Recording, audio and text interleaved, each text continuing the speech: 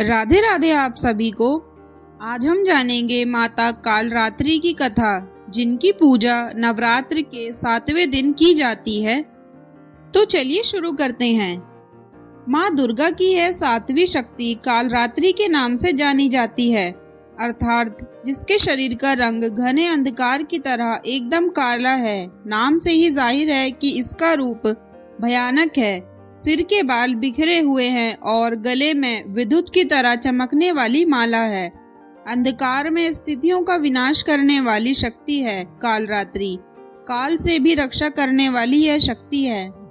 इस देवी के 3 नेत्र हैं। ये तीनों ही नेत्र ब्रह्मांड के समान गोल हैं। इनकी सांसों से अग्नि निकलती रहती है। ये गधे की सवारी करती हैं।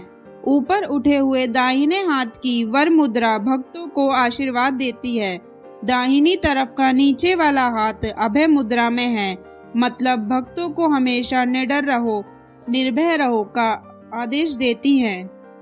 बाईं तरफ के ऊपर वाले हाथ में लोहे का कांटा और नीचे वाले हाथ में खड्ग है। इनका रूप भले ही भयंकर हो, लेकिन ये सदैव शुभ फल देने वाली माता है, इसलिए यह शुभकारी भी कहलाती हैं। अर्थात इनसे भक्तों को किसी भी प्रकार से भयभीत या आतंकित होने की कतई आवश्यकता नहीं है।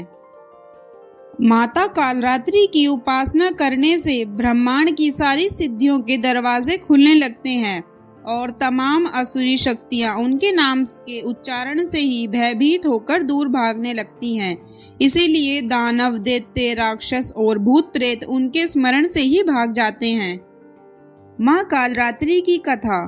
पौराणिक कथा के अनुसार जब शुंभ, निशुंभ और रक्तबीज नामक दैत्य ने चारों ओर हाहाकार मचा रखा था, उनके आतंक से मानव से लेकर देवता सभी परेशान थे। रक्तबीज को ऐसा वरदान प्राप्त था कि उसके रक्त की बूंद धरती पर गिरते ही उसी के समान एक और शक्तिशाली दैत्य तैयार हो जाएगा। इस तरह रक्तबीज की सेना तैयार होती गई और उसका आतंक भी बढ़ता गया। इस राक्षस से परेशान होकर समस्या का हल जानने सभी देवता भगवान शिव के पास पहुँचे। भगवान शिव को ज्ञात था कि इस दानव का अंत माता पार्वती कर सकती हैं। भगवान शिव ने माता पार्वती से राक्षसों का वध कर अपने भक्तों की रक्षा करने को कहा। शिव जी की बात मानकर माता पार्वती ने दुर्गा का रूप धारण किया और शुंभ निशुंभ का वध कर दिया। जब माँ दुर्गा ने दैत्य रक्तबीज को मौत के घाट उतारा तो उसके शरीर से निकलने से रक्त के लाखों रक्तबीज दैत्य उत्पन्न हो गए। इसे देख दुर्गा ने अपने तेज से कालरात्रि को उत्पन्न किया।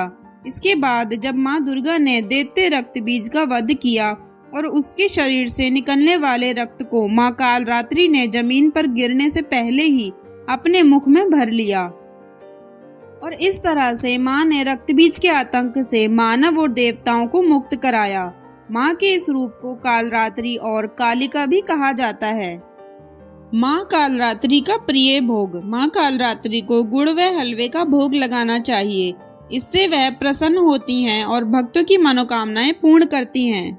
माँ कालरात्रि की पूजा विधि। माँ कालरात्रि की पूजा के लिए सुबह 4 से 6 बजे तक का समय उत्तम माना जाता है। इस दिन सुबह जल्दी उठकर माँ की पूजा के लिए लाल रंग के वस्त्र पहने। इसके बाद माँ के समक्ष दीपक जलाएं। अब फल, फूल, मिठाई माँ को अर्पित करें। पूजा के समय मंत्र जाप करना चाहिए। उसके बाद माँ कालरात्रि की आरती करनी चाहिए। इसके अलावा सप्तमी की रात्रि में तिल के तेल या सरसों के तेल की अखंड ज्योति भी जलानी चाहिए।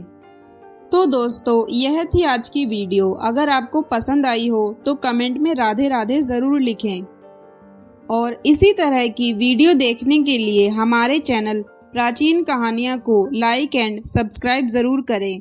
राधे राधे।